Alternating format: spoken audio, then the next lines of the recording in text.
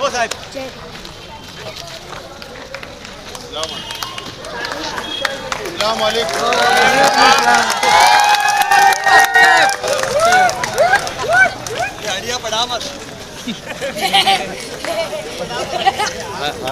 बाद तो सब लोग काम लेके आते हैं, लेकिन हम नजर नहीं चुराने वालों में, हम काम करने वालों में। तो ये बात बहरहाल खुशी की है। मैं मुबारकबाद पेश करता हूँ, शुक्रिया अदा करता हूँ कि आप लोगों ने पहल और हमारी हिमायत।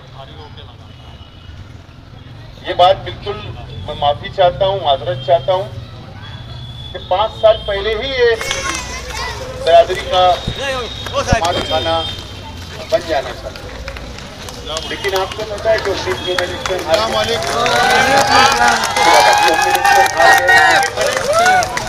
अंदर वादा किया था आपका रास्ताबाद के पीछे आप लोगों का ओपन स्पेस पर शादी हॉल हम बनाए, और मैं इलेक्शन हारने के बाद भी मेरी बात पर कायम रहा। मेरे वादे के मुताबिक मैंने वो काम किया, मंजूरी लाई, संग बुनियाद हमने रखा, और आज मैं अभी उधर से ही आया, इत्तेफाक से तो मेरी नजर गई तो काम जारी था।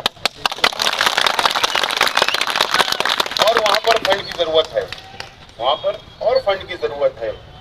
ये बात मुझे एहसास है कि वहाँ सीमेंट कॉन्क्रीट, वहाँ पर वॉल कंपाउंड, वहाँ पर वॉचमैन क्वार्टर है, वहाँ पर बोरिंग, वहाँ पर पानी की टंकी, टॉयलेट, ये तमाम ही चीजें और भी जो बुनियादी चीज लगेगी तो इंशाल्लाह हम लोग उसको पूरा करेंगे। आज फिर वादा कर रहा हूँ, आपको फिक्र करने की जरूरत नहीं। कोई भी बिरादरी हो, कोई भी समाज हो, उसको एक प्लेटफार्म की जरूरत होती है, और प्लेटफार्म का मतलब ये होता है कि बिरादरी का, समाज का एक ऑफिस होना, जमात खाना होना, कि वहां बैठकर बिरादरी के मसाइल हल किए जाए, वहां पर तालीम के ताल्लुक से सोचा जाए, वहां पर बाल बेटियों के मसाइल के ऊपर बातचीत की जाए, वहां पर अपने कारोबारी हालात के ऊपर जायजा लिया जाए, वहां पर हम लोग नौकरियों के ताल्लुक से, रोजगार के ताल्लुक से एक प्लेटफार्म की हर बिरादरी को, हर समाज को जरूरत होती है।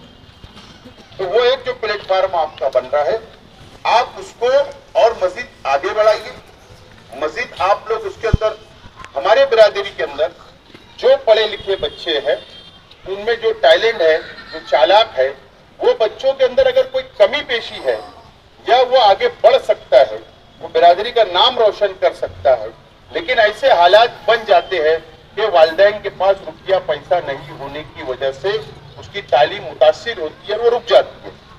तो बिरादरी ने एक होकर उसको स्कॉलरशिप दो, या जो बच्चे पास होते हैं सालाना, उन बच्चों का एजाज में एक प्रोग्राम करो, उनकी हौसला अफजाई करो, ताकि बच्चे आगे बढ़े। ठीक है, हमारा कारोबार हलवाई है, हमारा कारोबार है मिठाई बनाना, ये हमारा रोजगार है, हलाल रोजगार है, लेकिन थोड़ा उससे उठकर भी हमको अगर सोचेंगे आप, तो कहीं ना कहीं रास्ता निकलेगा और हमारे बच्चे ये कारोबार से हटके तालीम में जाएंगे, और तालीम में जाएंगे तो डॉक्टर, वकील, इंजीनियर बन सकते। इस तालीम से हम लोग बेदार रहे और उस बारे में सोचे तो इंशाल्लाह आपको रास्ता जरूर मिलेगा। आज बुजुर्ग बैठे हैं, आज बुजुर्ग ये काम अंजाम दे, बुजुर्ग ये काफिले को आगे बढ़ाए, फिर उसके बाद ये काम नौजवानों को हाथ में दे। ये सिलसिला चलते रहेगा, हम दुनिया में रहे या ना रहे, लेकिन ये सिलसिले बुनियाद अगर जब पड़ जाएगी तो ये सिलसिला आगे बढ़ता रहेगा। तो इसके ऊपर आप लोग तवज्जो दें। बहरहाल मैं आपसे अपील करता हूँ कि इस वार्ड के अंदर हमारे 4 उम्मीदवार हैं जो इस्लाम पार्टी से है, खालिद हाजी साहब, असलम अंसारी साहब, मन्नान बेग की आइडिया, रियाज कच्ची साहब की आइडिया। चारों उम्मीदवार को फाइनल टू फाइनल आप वोट देकर कामयाब करें, मैं अपील करता हूं। और जहां पर भी आपके रिश्तेदार होंगे दूसरे वार्डों में, इतराफ के 16 नंबर वार्ड 60 फीटी पर हो गए, इधर हो गए, जहां पर भी शहर के अंदर हो गए, तो वहां पर भी ये बात को आप पहुंचाने की कोशिश करें। मैं बार बार ये बात ऐलान कर रहा हूं मीटिंगों में, जलसों के अंदर, कि ये हमारी लड़ाई जो लड़ाई है, ये लड़ाई हमारी फिरका परस्त ताकतों से, हमारी लड़ाई यहाँ के लोकल लोगों से नहीं। ये लड़ाई आपने देखा कि एसआईटी जब बनी, जब हम पर इल्जाम आया बांग्लादेशी रोहिंग्या का, तो हमारे जन्म दाखिले रद्द कर दिए गए। आज बच्चे तालीम से महरूम हैं, आज उनके जन्म दाखिले नहीं है, बुजुर्गों के रद्द कर दिए गए, माँ बहनों के रद्द कर दिए। और इल्जाम हमारे पर इतना खतरनाक है, नेशनल सिक्योरिटी की बात आ रही है। जब वकील आर्गुमेंट करते आरएसएस के, जब वकील आर्गुमेंट करते हैं, बहस करते हैं वकील कोर्ट में, तो बोलते कि नेशनल सिक्योरिटी का मसला, यानी बॉर्डर का मसला है, देश के बाहर का मसला है। इस तरीके से बात की जाती है। हम पे इतना खतरनाक इल्जाम आया, इतना संगीन इल्जाम आया, लेकिन लड़ा कौन? आज ऐसा इल्जाम जब किसी पे आ जाए तो सगे भाई का कोई नहीं, पड़ोसी का कोई नहीं होता। लेकिन हम हिम्मत से, ताकत से माइनॉरिटी डिफेंस कमेटी बनाई और हमने लड़ा, कई लोगों को छुड़वाया, हमारी माँ बहनें गई तो छुड़वाए।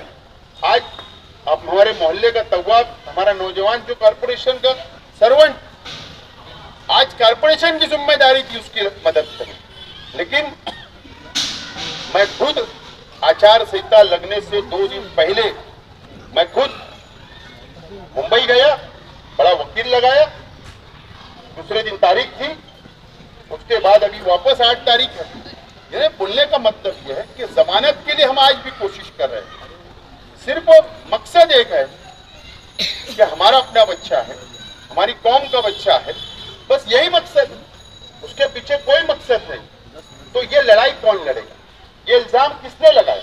फिरका परस्तों ने लगाया, जातिवादी तंजीमों ने लगाया, सरकार उनकी। तो हम लड़ाई लड़ रहे हैं। आज कारपोरेशन पे इक्तिदार नहीं है, आपने कल इक्तिदार दिया, तो ये जो 3400 लोग के दाखिले रद्द हुए उसको दोबारा दिया जाएगा, हमारे पावर में होगा, हमारे कॉर्पोरेटर वोट करेंगे, हम तजवीज पास करेंगे। यूसुफ भाई को पता है, वो कॉर्पोरेशन में रह चुके, हम तजवीज पास करेंगे, हम दाखिला उनको दोबारा शुरू करा सकते। ये सब पावर कॉर्पोरेशन को होता। अभी मैंने कहा कि एसआईआर आएगा, फिर कौन मदद करेगा? यूसुफ भाई इलेक्शन डिपार्टमेंट में थे, जब वो जनगणना होती है उसी तरह का ये होगा, और जब होगा तो हमसे सबूत मांगे जाने वाले, सबूत हम नहीं पेश कर पाए। जैसा मैं मिसाल के तौर बोलता, आप लोग का यूपी से ताल्लुक है, और अगर यूपी के अंदर कोई पैदा हुआ 2002 में, तो उसको वहां की जन्म, वहां के पेपर लाओ, यहाँ के पेपर दो, वहां के यादी लाओ, वोटर लिस्ट की यहाँ की यादी लाओ। सबूत जब जमा करने की बात आई, जब सबूत पेश करने की बात आई, तो कौन मदद करेगा? ये तमाम सवालात हमारे अपने सामने, शहर के सामने है, और शहर तो टारगेट पे पार्लियामेंट में आ चुका। 2 लाख वोट जब हमने दिया, पूरे हिंदुस्तान के अंदर ऐसा असेंबली हल्का नहीं था हिंदुस्तान की तारीख में कि 2 लाख वोट किसी उम्मीदवार को मिले होंगे। और उसी दिन से बीजेपी ने हमको नजर में रखा और हमको टारगेट करने की शुरुआत की। अब मुझे बताओ कौन लड़ेगा? हमारे एमएलए साहब का तो आप देख सकते हैं कि एक साथ कोई लेना देना, कोई तवज्जो नहीं, कोई दिलचस्पी नहीं, कोई एहसास भी नहीं है। लेकिन हम हारने के बाद भी आपके बीच में, शहर के लिए, कौम के लिए हम लड़ते हैं और लड़ते रहेंगे। बाकी तो ठीक है, कॉर्पोरेशन के इलेक्शन, रोड गटर पानी का होता है, साफ सफाई का होता है, लाइट का होता है, दीवा, सब होगा। ये चीज होने वाली है, आज नहीं कल होगी, कल नहीं परसों होगी। लेकिन ये जो हमारे पर जो इल्जाम आ रहे हैं नेशनल सिक्योरिटी का, ये इसकी लड़ाई बहुत बड़ी लड़ाई है। इसको लड़ना हमारी अपनी सबकी जिम्मेदारी है। मैं आपसे अपील करूंगा, ये इलेक्शन को मामूली इलेक्शन आप भी ना समझे, बल्कि आप लोग मेहनत से, आप लोग एकजुट होकर, इत्तेहाद के साथ आप लोग कामयाब करें। मैं जिम्मेदारी लेता हूँ इंशाअल्लाह कि आप और ये शहर के अपने मसाइल को इंशाअल्लाह मैं पूरी तवज्जो से हल करूँगा और तमाम ही खड़ा करके काम करूँगा। जो वादा करता हूँ आपका फिर एक मरतबा बिरादरी के तमाम अराकीन का, पूरी बिरादरी का शुक्रिया अदा करता हूँ कि आपने हमारे उम्मीदवारों की हिमायत बहुत